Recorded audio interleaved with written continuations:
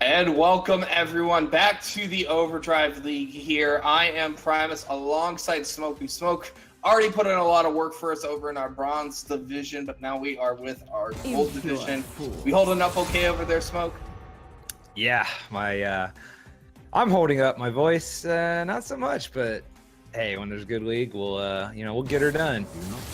Hey, maybe I can shoulder some more of the load here. Bands are coming in hot and furious here. Aurelia, Swain, and Vayne all coming off the table. The Vayne's the real standout band for me because I honestly can't remember the last time I've seen someone play Vayne. However, Misty is a one-trick Vayne with over 170 games of played on it, so it's not a surprise that they're banning that away from it.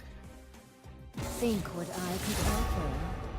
Yeah, for sure. And they're really a pretty standard band. I've been seeing it consistently throughout the day just because how the meta is right now with the flex picks and everything else. And even with Aurelia, with the recent, nerf where she's not as bursty, she has more damage in her passive. She's still definitely a wrecking ball to deal with. So very good band coming out by May on that one. Yeah, you really don't ever want to deal with Aurelia, like, even in the times where it's a bad Aurelia, she still somehow manages to one-shot your entire team here. Cassiopeia also coming off the table. That's a target. Actually, I find it quite interesting that did still get banned away because the person that's targeting isn't actually playing in the game tonight. Because that was a target ban at Jinju, who's not even on the roster for tonight. So I find that quite interesting. Ziggs ban coming through, pretty expected coming in. That's Turtles' is main pick in that mid lane here. I find it interesting that they're going with the first pick Yorick, especially because he doesn't really seem to be a champion that's really at that high power level state right now. Yeah, and that's kind of what I was saying quite a bit today, even over in the bronze division. But it's something I recommend even like on my teams and flex games or competitive is. With this meta right now and how everything's so scrappy and there's a lot of, 2v2, 3v3 kind of, a little bit more team deathmatch style meta compared to like last season where it's a big, heavy team fight meta. I typically do recommend that teams kind of go with more comfort picks and kind of what synergizes to their strength and not so much trying to pick counter picks. So that could be this situation here with the York where they just want to go what they feel their strengths are at. But it still is definitely an interesting first pick choice. Maybe they could have grabbed it later on. I mean, he is very much a lane bully. He's pretty much one of the top split pushers in the game. I don't think there's too many champions who can actually beat him. In terms of a side lane duel, Jax may be one of those. But the most interesting pick that I've seen coming in is the Nidalee coming in from Princess Tiffy because he has almost no games played on that champion, at least in terms of his ranked gameplay on his history. So interesting that we're seeing that champion come through. I mean, she is one of those champions, like you land a max range spear level 2, you can burst pretty much any champion in the game. Like it doesn't matter. So I can kind of understand the thought process behind it, but it's still not a very common pick to see coming in. Yeah. And I remember earlier in the season, she was, before all this bruiser and mage bot lane craziness happened, I mean, she was putting out some pretty strong damage and, played at mostly high ELA, so pretty strong. So I guess perhaps with all the crit items getting buffed recently, perhaps she's just coming in to the meta where teams like Red Tide here are comfortable with snagging her in this spot with those crit items kind of making their way back in, and you're seeing some of these marksmen come back into the meta. You mean Meh, because Meh's the one who picked in Italy, but it's okay. We're gonna get through this. Oh, sorry, I thought you were talking about the Jinx. I was referring to the Jinx. You're fine.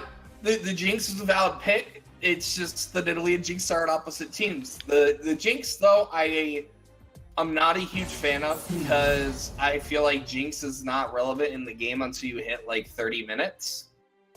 With the item changes, she doesn't have a 2-item spike anymore. She really needs 3 items to be relevant as a champion, whether you're going Stormrazor, Hurricane into Infinity Edge, or you're going like Hurricane Infinity Edge into another crit item. I don't know, but it's a very suspect pick especially considering the fact that you have 2 champions before that aren't really going to appeal for the Jinx very well in the Graves and the Jax. Yeah, for sure. And on top of that, it's, you know, with I believe Kaisa was still on the board. Yeah, with Kaisa and the Varus and those kind of champions on the board too. Maybe Team Red Tide could have leaned towards something like that to kind of give them a little bit more of an AP mix since they already have Jackson Graves. But I don't really think they've grabbed their mid laner yet, so maybe they'll get their AP damage here.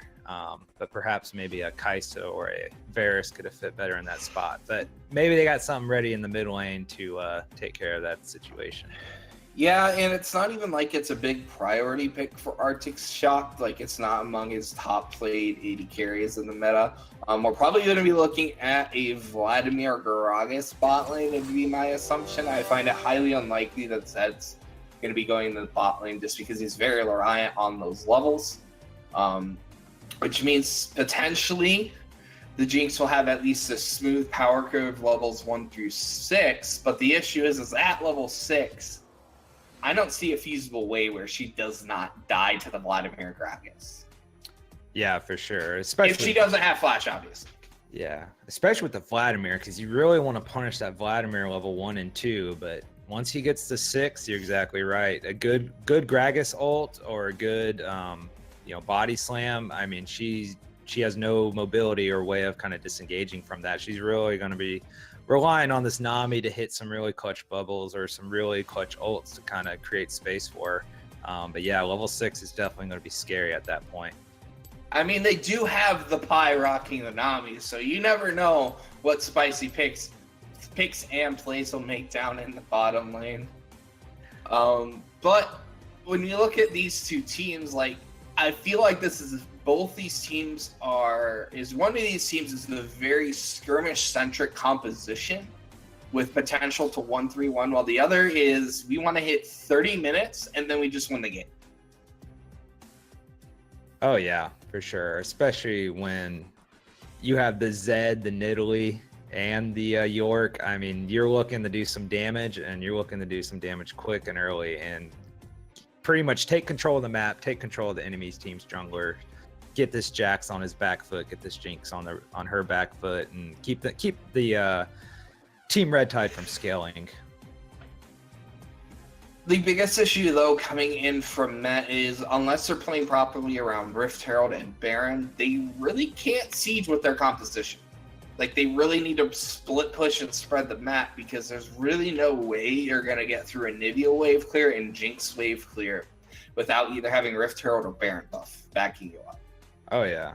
And that's a very, very valid point, and one of the things where, like, this whole bruiser mage or these crazy bot lane picks and all these crazy kind of picks that are coming out in this meta, especially the ones with no ADC marksman. Like, the biggest issue was having no siege, but when you had items like specifically the banner command, RAP sieging wasn't but without banner they definitely gonna have issues sieging. So but luckily with their comp, with the Nidalee, the Vlad, the ability to dive, the Zed who can just burst people very, very quickly, and then the York creating pressure by split pushing, they have a lot of ways of creating picks, and hopefully they can just they're looking to just use their numbers advantage to siege.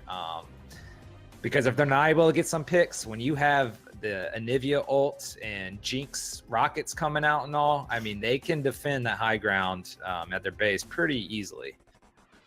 One of the biggest things that really favors the side of Mess composition here is neither of these teams currently have a win, so both of them are really striving to get that first mark in that win column here to try to get themselves back going. Here is the significant advantage of map mobility coming in from Met. Is Nidalee is extremely quick around the map. Zed's extremely quick around the map. They have double teleports with the Yorick and the Vladimir.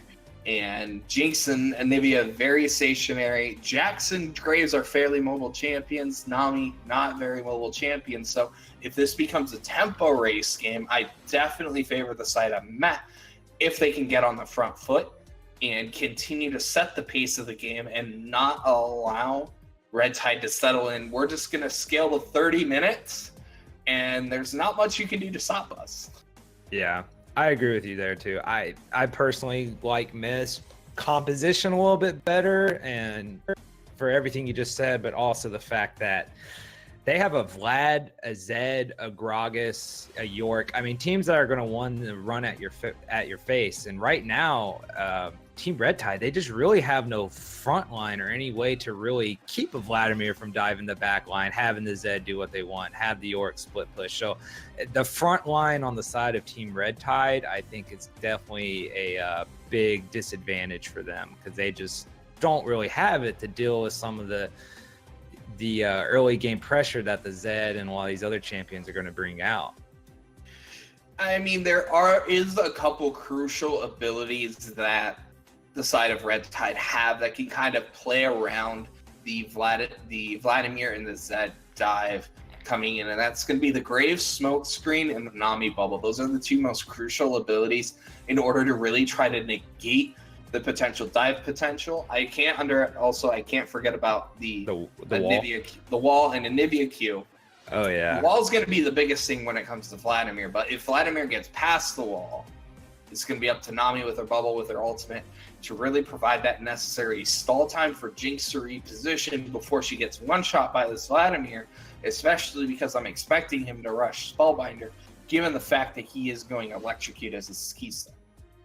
Yeah, it's funny you say that. I was literally just looking at the load screen. When I see Conquer, Electrocute, I just start shaking in my boots because I know it's big. They probably have a very deadly and scary team comp, especially if you're like a Jinx in this situation. So, I mean, at least Anivia has her passive every 5 minutes, so you know.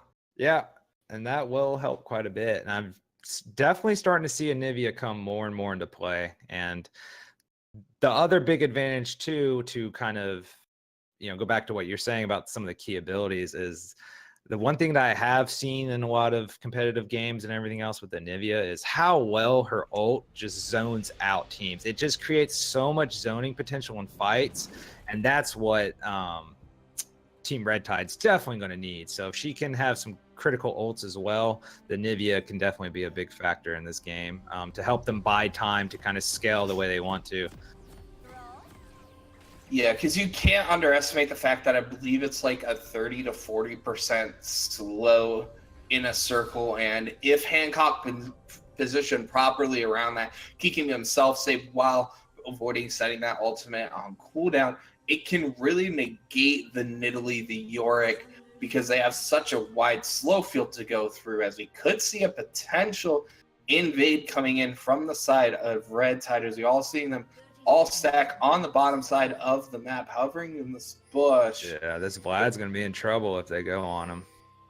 Yeah, but it looks like they're probably going to run into the Nidalee here first. We're still going to wait to see how things play out here.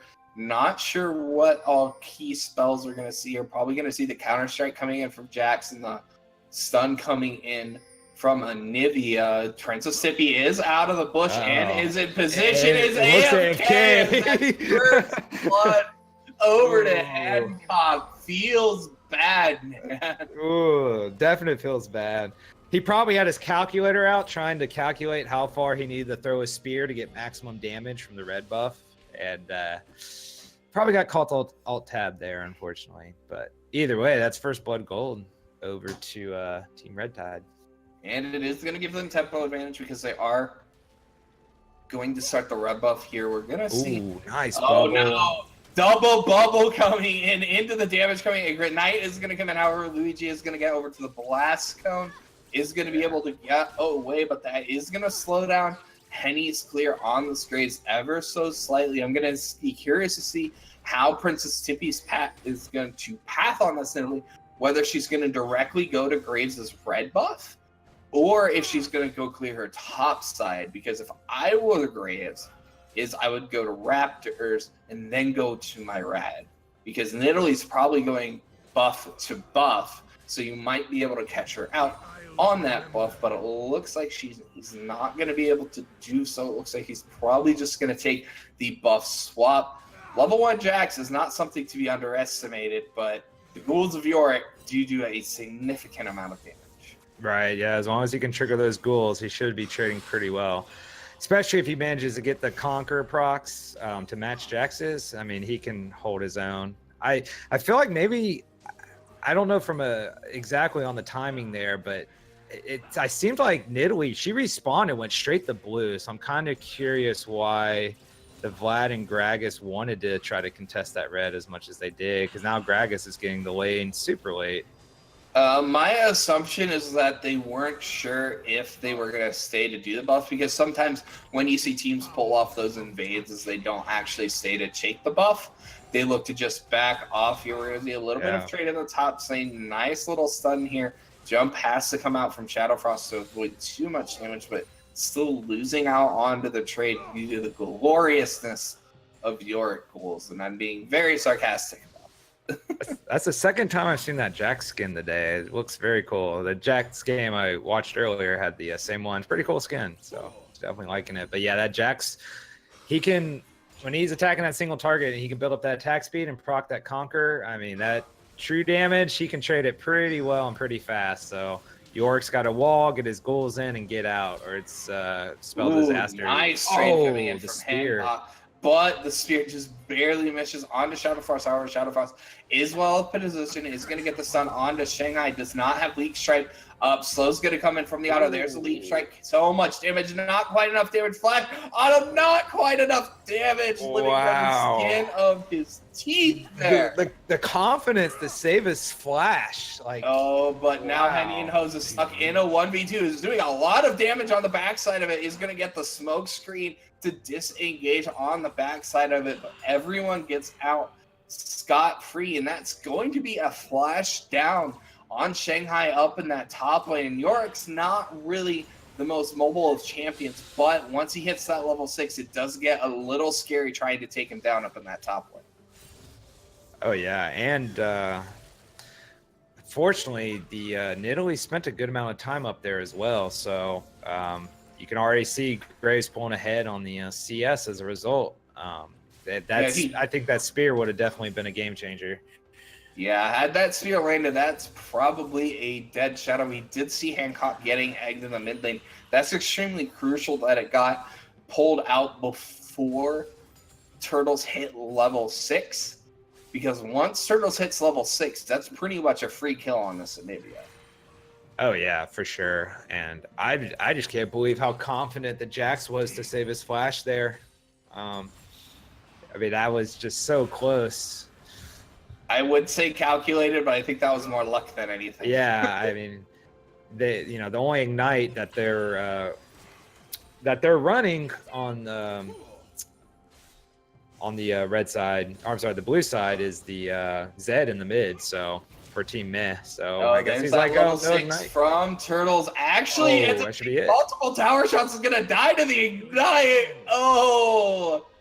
Feels bad, man. As that's just gonna be a gray screen for Turtles in the mid lane.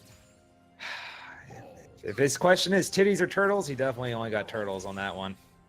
I was trying to avoid calling him by that name just because I'm not sure if I'm allowed to say that on stream. So I've just been calling him I'm gonna hop in for just a second for you guys, since I got the first-hand view of what happened there with Turtles. He did not level up his ult there. He accidentally hit his W.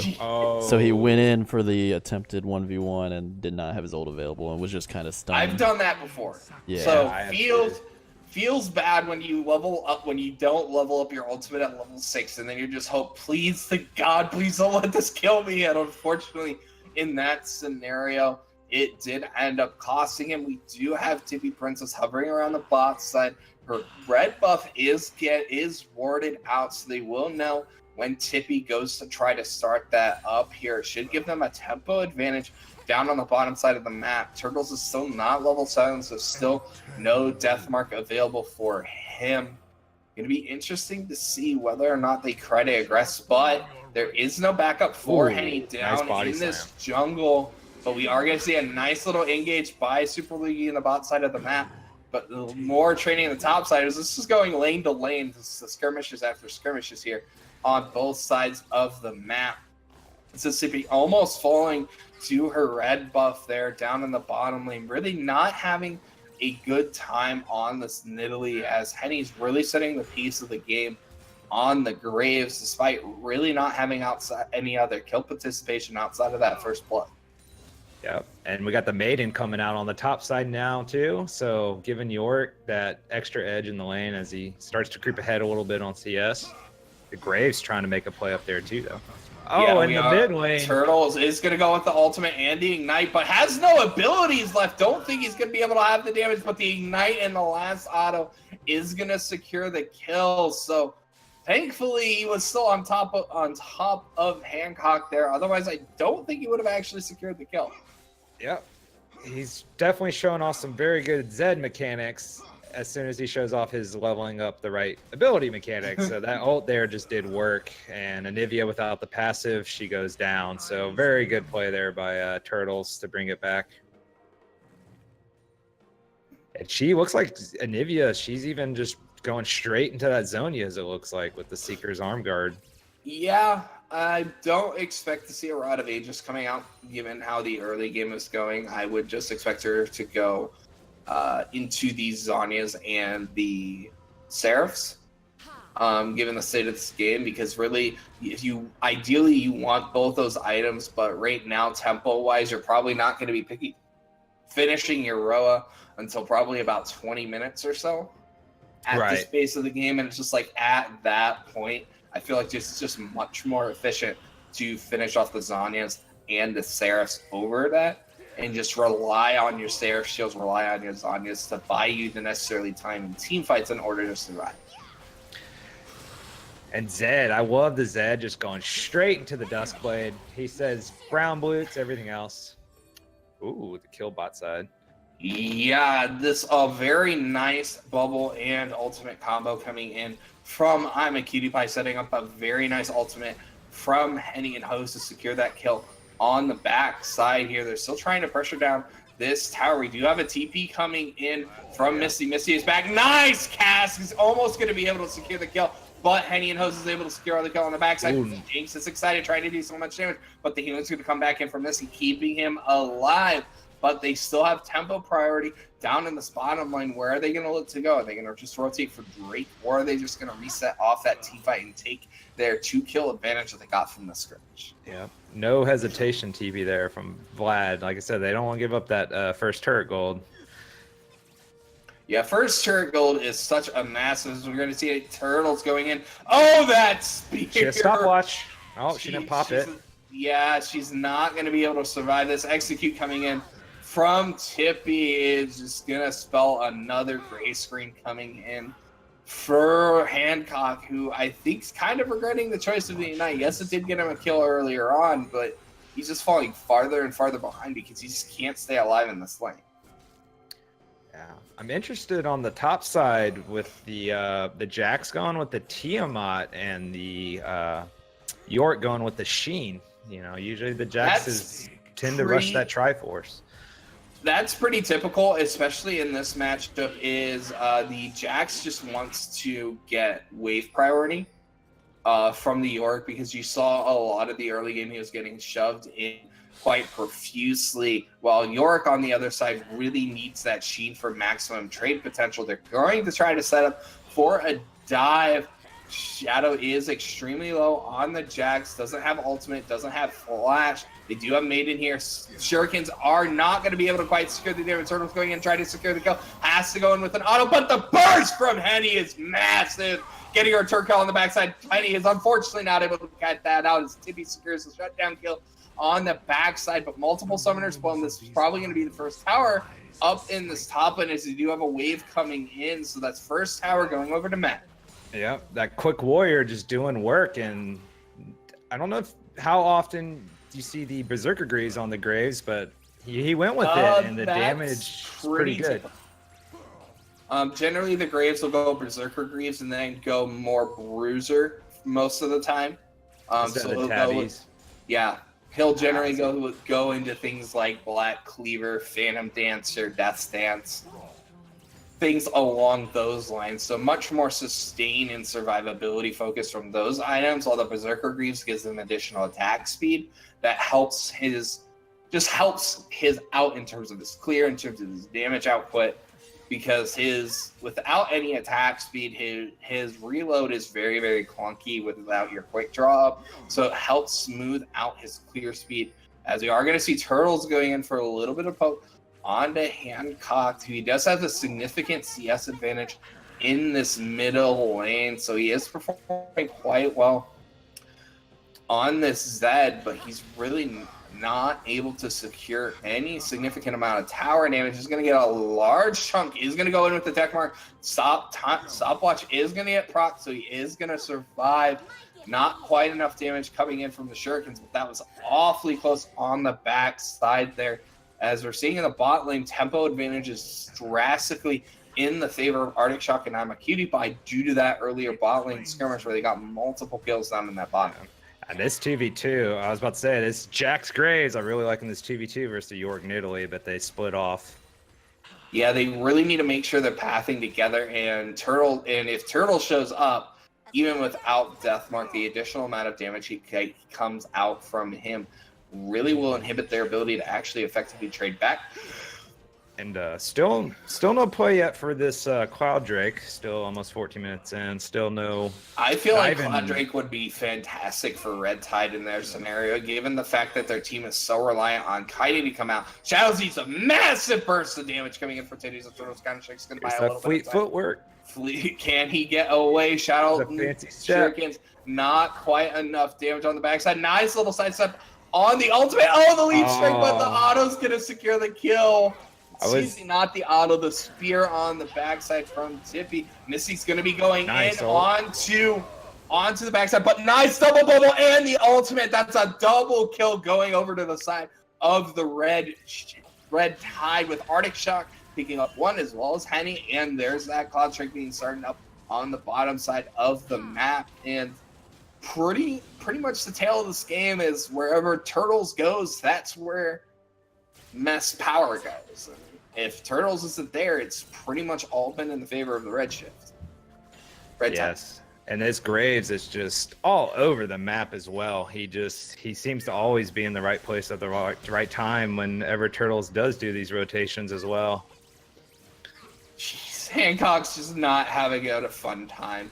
Does at least have that completed Zanya, so they're going to trade back towers, evening up that tower gold here, sitting at about a 1k gold lead at about the 15-minute mark here. But considering the fact that they have the much better scaling team composition and the enemy team's gold is centered on these double assassins, though it actually looks like Princess Tippy's going to be going for an Iceborne Gauntlet on Nidalee, given her items currently in her inventory.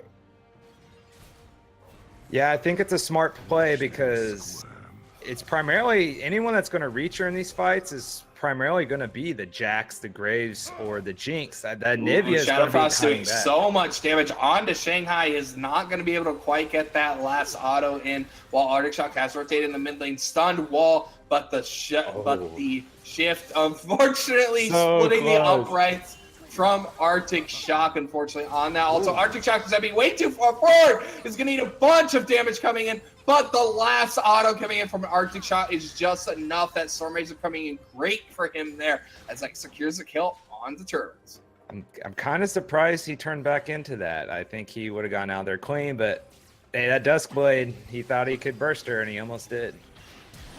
Yeah, he needed to get that auto off. Nice stun into the double bot. Nice cast. He's going to blow Hancock back. Nice two-man able to play on the backside, but no follow-up damage coming in. The egg is going to get popped on the backside. Not quite enough long-range burst damage to secure the call on the Misty Alvar. Luigi is going to fall in his place here. Has the long-range damage deals for Henny and Arctic Shock really coming in clutch so far. Yeah, and I feel like it did that same engagement from Gragas is 5 minutes later, he can actually tank that. But right there, he only had the cloth armor. We won't talk about that, Grave Slash. We won't talk about that. As that big 600 gold shutdown goes over to Shanghai. Does have to blow flash for it. TP coming in from Misty. Henny and Host trying to come it out. Shadow Frost comes in, getting a nice counter strike. Able to buy his jungler that escape here. So in the end, they're not able to secure the mid-tier 2 tower. But they get a couple kills, give a couple kills back, but they do get out one of those crucial teleports, but they are going to lose their mid-tier 1. Yeah, the Jack's been showing fancy footworks all game, Shadow Frost. Like even earlier on when they had that 4-man dive top, and even though he went down, he played it with his leap and his positioning and bought as much time as he could. And he did a really good job there with that disengage as well. Yeah, he's just been very on point with his mechanics on this Jax here. Going to be curious to see how the Red Tide chooses to play around this Fed Zed, whether or not they're going to match up Shadow Frost or if they're going to try to set up the 2v2 up against him down in the bottom lane. Yeah, but I feel like Henny needs to stick with this bottom lane to continue this massive snowball advantage that they have between the three of them and just let Shadow do his own thing in the side lane. Yeah, I think that's the play too. I believe they can snowball it a lot faster if they just let the Yorick split in the side lane and then, or not Yorick, let Shadow do his thing and then let the Zed continue to do what he's been doing, grouped up with the others. And we are going to see this bot lane tower take a massive chunk from the Turtle. Q coming in with the shovel. Unfortunately, shovels are very good at taking towers, apparently. Nice little choppers is going to get the disengage rockets coming in from Arctic Shock's. Not going to be quite enough damage here. Shelly round 2 is still alive, is going to do about 1,700 or so damage to this tower. Shadow Frost is going to go in, is going to burst down Shelly, so no more damage, but he's eating so much damage from the ghouls, and the Maiden has the bird flash out on the other side of the map. Super Luigi's eating so much damage on the backside. Nice tidal waves, going to buy a little bit more time, but a shovel to the face takes off Shadow Frost. Flame coming in from Misty, and the Hemoplague's going to do enough damage to secure the kill. Turtles goes back out on his Shadow. I'm a cutie pie trying to stay alive, trying to buy the necessary time. Gets the kill, flash. But Hancock does fall on the bottom side, does have to burn flash to get away. He's doing a fair little bit of damage. Shuriken's not quite enough damage. Bubble's going to buy a little bit more time for I'm a cutie pie, but the Ignite hits are just too much. But on the bottom side, Shanghai is still pushing in, doing so much damage with the mini. Honey is trying to burst down this big monster of a Yorick, and the Maiden doing so much work for him, almost securing the kill onto Henny and Hose, and that's that split push presence that you get when you walk in this Yorick. Oh yeah, and right when that fight was starting top, the Yorick actually soloed the Jax. The Jax flashed and could have gotten away, but was trying to save that tier 2 outer turret and ended up dying in the 1v1. So while that whole fight was breaking out topside, the Yorick was just got one turret straight onto the inhibitor turret. So kind of been first misplay I've seen from Frost so far this game, because he flashed away and then walked right back into his death, and then the Orc just continued to split push. Yeah, it was a little bit greedy coming in from Shadow, but they don't lose an inhibitor on the back side of it. So while their base is broken, it's not the absolute worst case scenario coming in from them, but it does give the gold advantage back over to the side of Maz. We are going to sit through a little bit of a pause here as we're waiting for someone, I'm assuming from the side of Redshift, given that they were the one that said someone DC'd in chat to reconnect.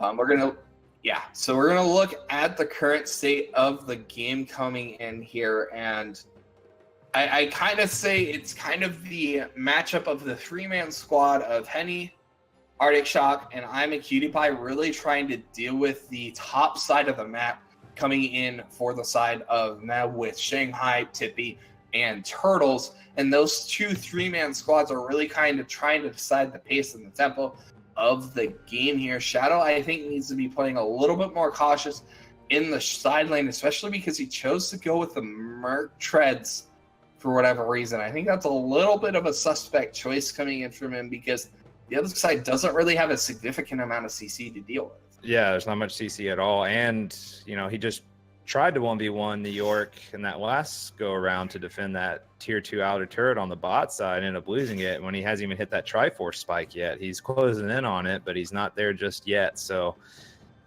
this York's going to be a handful if they can only have Jax there that can test it. But like you said, with that 3-man squad going with the Zed and everyone else, it's hard for them to isolate any more resources when you got the Zed just going gangbusters all over the map.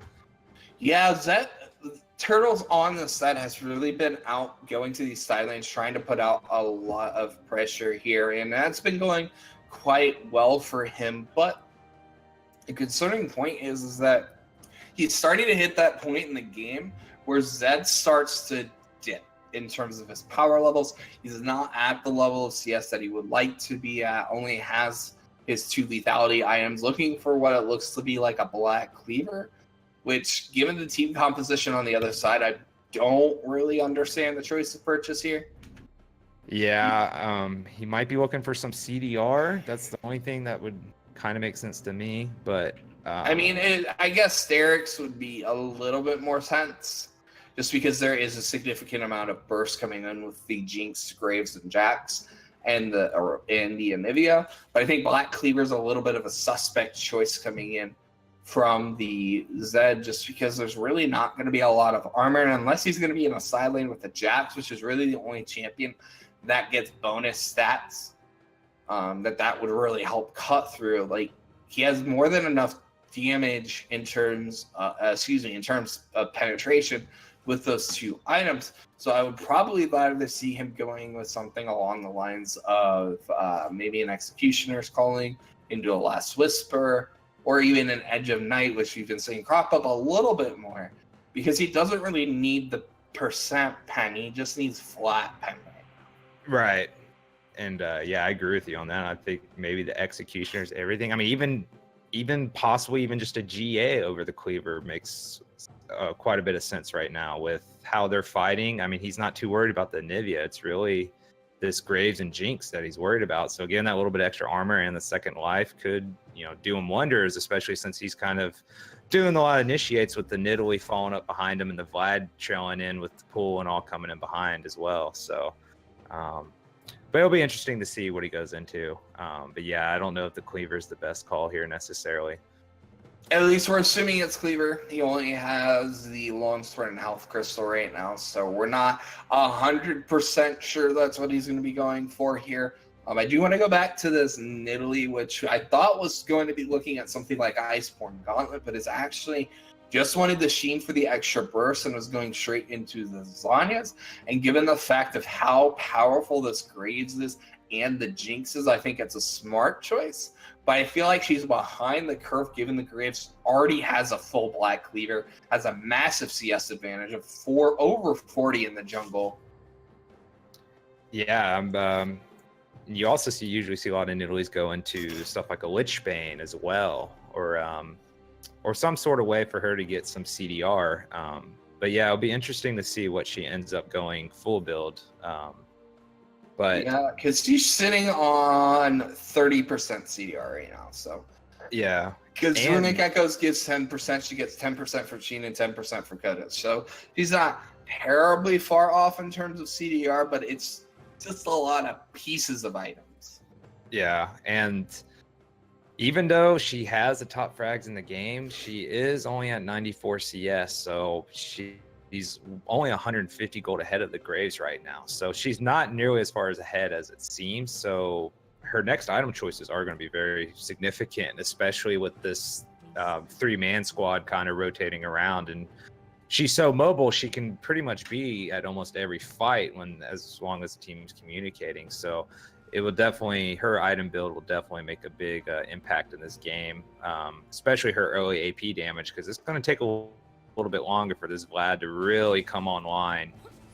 Yeah, definitely getting out of that pause here.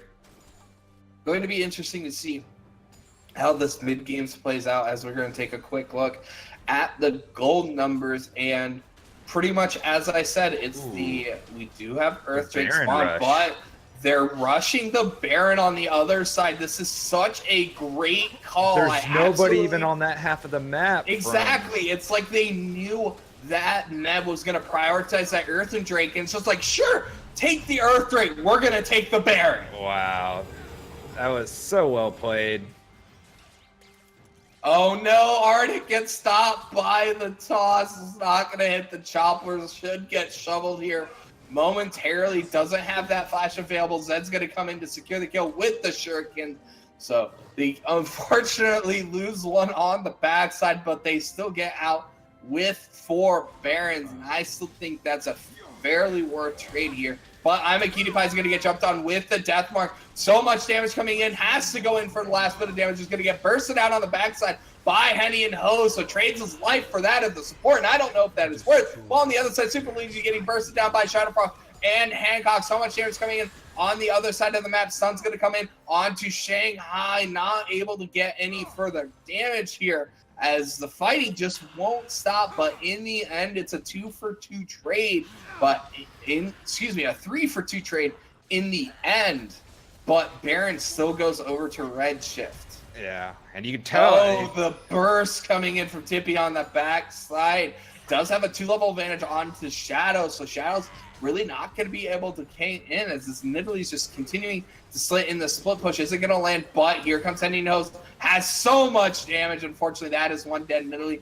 Nice tidal wave is going to buy a little bit of time here, buying the disengage for Hancock, and I'm a Cutie Pie Shanghai trying to get in, but the burst from the E from Hancock is clutch as they secure the shutdown onto Shanghai. Yeah, really just crazy good pressure there from the side of Meh. Like, just the way they, like the Graves and the Jacks were weirdly sitting in the bot lane trying to keep that inhib from going down. So the whole time they were stuck down there, while the York and the others just kept pressing in top. Like,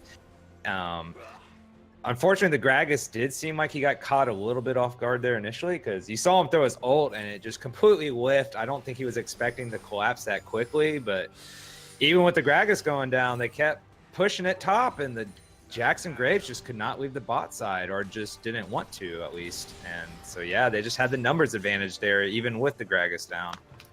Yeah, and that does stall a large timer on that Baron buff. They should probably be down to about, they've only got about another 45 seconds left on that Baron, and they're really not able to get anything off of that at this point. However, they are sieging down this mid lane, trying to get pressure down, trying to get at least one tower from that Baron play. It looks like they're probably going to be able to do so unless they could get an engage off as Shanghai's down to the bottom lane. One more auto is going to do it. Canada does secure that tower on the backside. Cutie Pie eats a massive spear from Tippy, almost taking off the map. Another one lands under Arctic Shock. These spears are lethal. Flash coming in from Arctic Shock. Yeah, there's the tidal and the wave. double peel and the double bubble on the backside is going to buy a little time. However, Missy's flashing in, going in with the Healing Plug, trying to get the damage down onto the squishy backline, while TP on the other side coming in from Shadow Frost as Shanghai's flanking on the other side. So that Graves ult did work, but Graves is in trouble here. Graves 8-1 now, though. Even if he goes down here, still just playing out of his mind. As they were trying to disengage and run from the mid lane, I was kind of expecting that Nami tidal wave straight down the lane, but she held it and held it. I feel like if she would have thrown it earlier, they wouldn't have gotten caught and pinched there. yeah, unfortunately, I had to stop play-by-play casting because Riot decided it wanted to have the oh so glorious spectator plug where the spectator client freezes on. Oh, really? Yeah, So- That's why I love the spectator client. We're going to see a little bit more damage coming in. Shadow Frost is going to try to run out. A lot of damage coming in from Arctic Shock on the back side here. Is at 2 items. Is not close to that Infinity Edge power spike. And that's really when she's going to come online here, as gold is essentially even at the stage of the game. It's really who can get those next big items coming through. We have the Phantom Dancer completed onto the Graves, getting closer and closer to that Death Stance. We have the Anivia so far behind her power curve. Doesn't even have her tier fully stacked yet. Only at 4 stacks on her Roa. She's really, really hurting at this stage of the game to really be an effective champion. Yeah. When that York was sieging that mid lane inhibitor turret, I mean, they were throwing stuff at him, but even with only just the tabbies and the sterics at the time, I mean, he looked like he was just getting tickled. I mean, he's just been an absolute handful for Team Red Tide to try to deal with this game. So as he gets more items, this pressure is only going to get worse, I can imagine, at least for the time being. Oh, I don't know if Henny and Hose actually wins this duel. Does have the Phantom Dancer proc, so much damage. Does miss the ultimate, though, but is able to scoop back in for extra damage. Super leading so much damage from the Graves. But I'm a cutie by secure kill. Shadow Frost on the other side of the map is going to get engaged on by Shanghai. Is going to get the Counter-Strike stun onto Shanghai. The Call of the Mist is going to land. All those little ghouls are going to chase after Shadow Frost, but he's going to kite it out. Drake is spawning momentarily. It's another air Drake, so not the best case scenario if you are the side of Red Tide. You'd really like to see that Infernal coming through, given your team composition, but the extra movement speed, if they're able to secure it, is not something that will be unwelcome. Yep. And this time there won't be a Drake and a Baron down to where the Baron still can happen again. And I was surprised. Normally that Zed engage on the Graves is a really good call, but with that Graves being almost 2k gold ahead at the time, it ended up being really, really bad for Turtle, unfortunately. Yeah, unfortunately, he went in after the Phantom Dancer autos already came through, so the damage was going to be reduced by like 12%, I think it is, from Phantom Dancer, and if he smited him, that's another 10%. So it's extremely difficult for the Zed to ever actually kill the Graves, just with the amount of damage reduction that comes in with this kit, and there'll be even more once he finishes that Death Dance. So his target really needs to be this Jinx, the Jax, the Nami. He really can't try to go for this Graves by himself.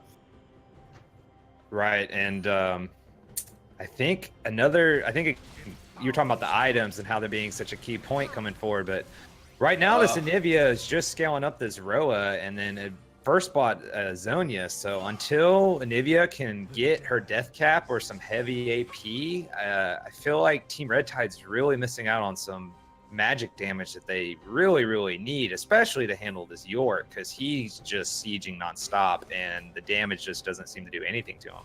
But he did lose his flash on that skirmish in the jungle, so that will slow it down ever so slightly, because if he's that far forward again by himself, he will die, and if his team's not properly positioned on the map to punish that commitment, it's really going to significantly hurt their ability to continue their front foot play on the scene here. And it's pretty much up to Henny at this stage of the game to really try to even out this power curve, while Arctic Shock, while Hancock, while Shadow Frost continue to try to scale up, because those three champions still aren't fully online yet. The Jax hasn't completed his Titanic Hydra, still no Infinity Edge on the Jinx, and until those big item spikes come through, not to mention the Seraph's Embrace and the Royal completion for Hancock, like they're not at this level playing field that they really need to be going into the team composition that Meh have on the table. Yeah, for sure. And if this Jinx can't get that IE, I think that Jinx getting that IE before that Vlad gets his death cap, I think it's very, very critical too. Shadow's eating so much damage. Is going to get bursted down by Flash. Not enough damage from the ultimate. Titty's going in with the Death Mark, trying to secure the damage. Is able to get the pop onto Henny and Hose. That's all the damage coming in onto the side. The cast is good, getting the Hancock back into the team, but Arctic Shock's on the backside, freely DPSing down, trying to get kills on the backside. Rocket's not enough damage, is able to get the kill onto Luigi, but they are going to lose the inhibitor at the end of this fight. Zap is going to miss. He has to be very careful about his positioning here, and if they can just hold it to one inhibitor falling with Henny off the map, that will be very crucial for Red Tide. Yeah, the Jinx with really big damage right there with that Q. Yeah, Jinx playing really well there, or else that's two inhibs. Her movement was great in that fight to at least save the second inhib from going down. Yeah, and once she hits that Infinity Edge, like, she will start ripping through the composition that Meh has, because there's literally zero armor aside from that on the support. And the Zonias.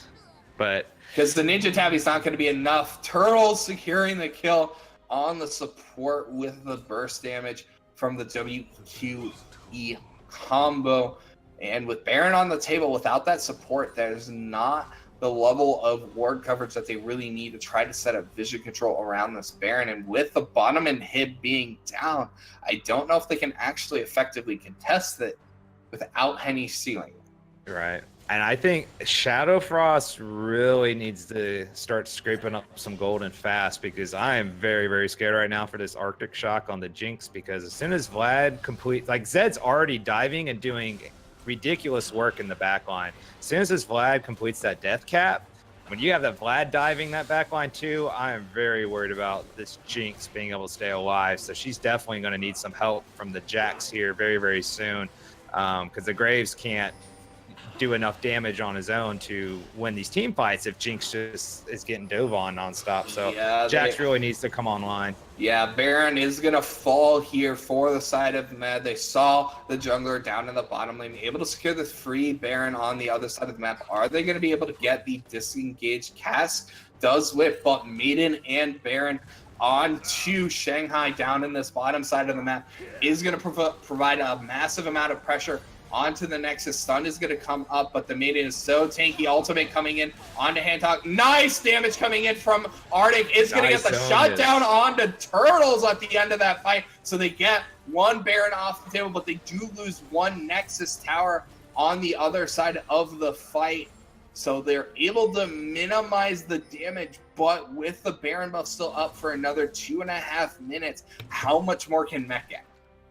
Right. And it always feels so bad when you feel like you do pretty okay in a fight, but in the end, York still snags one of your inhibs, because that's what York does. Yeah, York doesn't kill champions. He just kills your base. Yeah, and last time I checked, champion's there, sure, he'll kill what you got to kill to win. Yeah. I'm kind of, I don't know if I guess I haven't watched enough Lab. I'm kind of slightly surprised, I guess, that this Knight's Vow is going on to the Vladimir instead of like the Zed.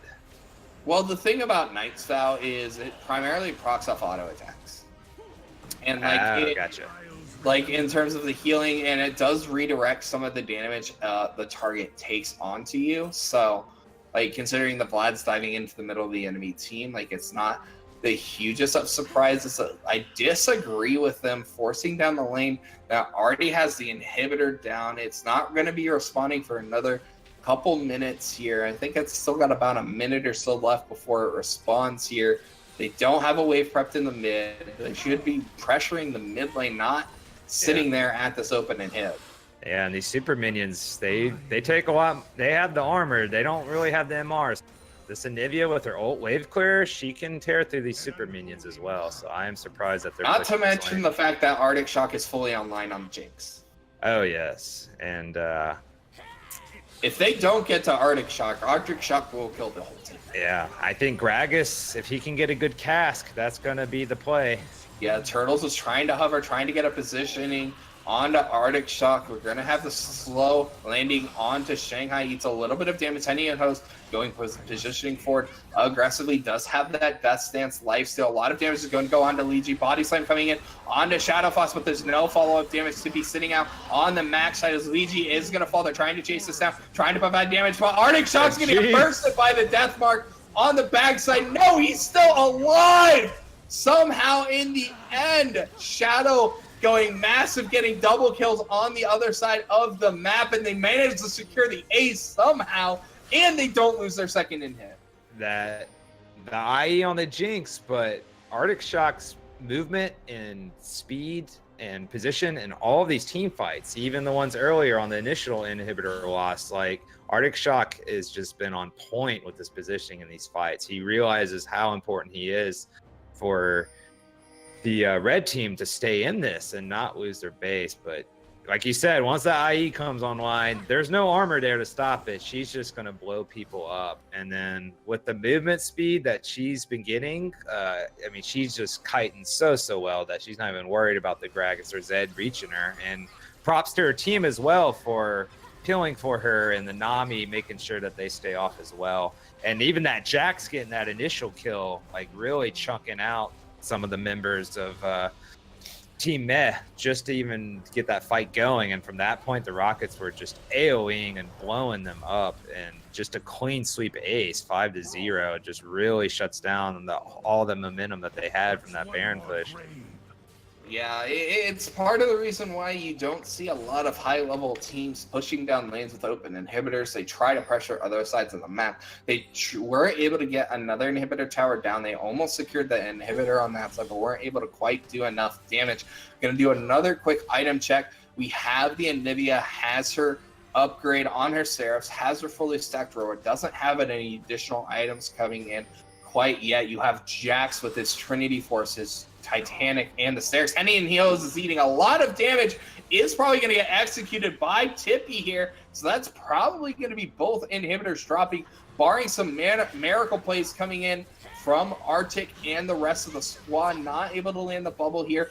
Turtles is going immediately on to Arctic Shock. We're going to see the Deathmark coming in. So much damage, but Turtles turns it around, but no, the Shurikens! The Shurikens are on point, securing the kill on the backside of the map. Shadow trying to do it again, getting a double kill on the other side of that fight, but the second inhibitor does fall. Shadow trying to draw the minions away from the base, but there's so many minions here and only one Nexus tower to defend, and unfortunately there's three members alive on the side as Shutdown comes in onto Shadow. Unfortunately, that is all she wrote for Red Shift, as Mess going to secure the first game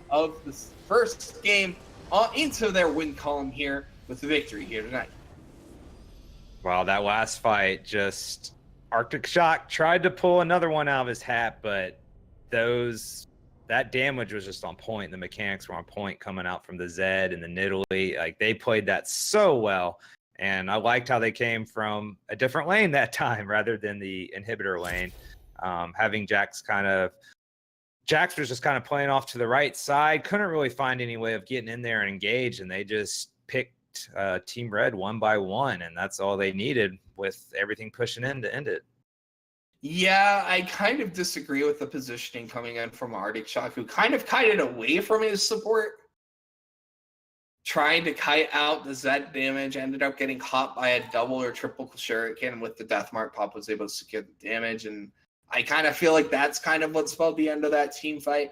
But a lot of credit goes over to Henny to try to scratch and claw his team to victory in this game, putting his team on his back. But unfortunately, it wasn't quite enough in the end, as the Yorick was just too massive, the Zed was too far ahead, and there just wasn't enough support for him coming in. We are going to take a short break, about a 10-minute or so break here. Let the lobby get set up here before you get to our final game of the evening, which will be Anarchy taking on Roar. Both these teams looking to try to improve their record, with Roar currently being the first place team at 4-0, and Anarchy currently sitting in 6th at 2-2. Please stay tuned.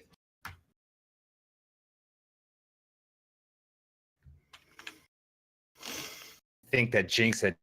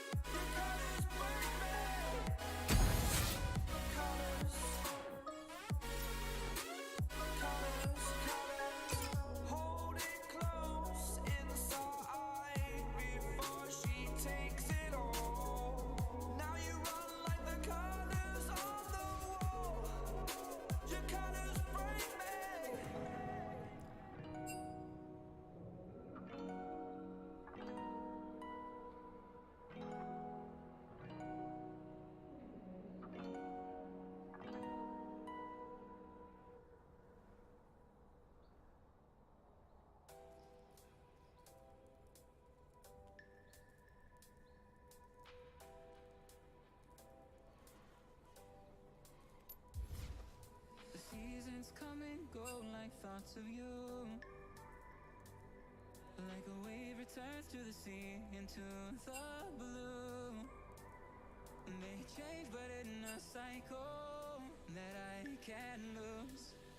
Each painful but delightful to bear.